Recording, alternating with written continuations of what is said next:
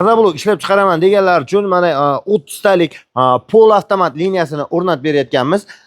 Ko'ryapsizlar, 30 talisini, 40 talik, 50 talik, 100 talik, 10 talik umuman aytilgan variantda komplektlarni o'rnatib beramiz. Mana o'zini manaqa mishalkasi, mishalkani ham ovozlari mana o'ta past, o'qlari ham o'ta nol qo'yilgan.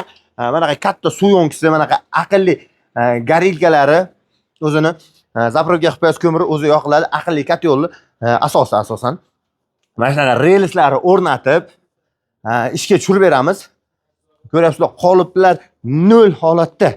Mana bitta chiziqqa qilingan lazerlarga otib manaqa avtomat reskalar. Avtomat reskani ham bitta knopkani bosasiz, o'zi tushib, ko'tarib, kerak bo'lsa shuni pultliga ham qilib beraveramiz.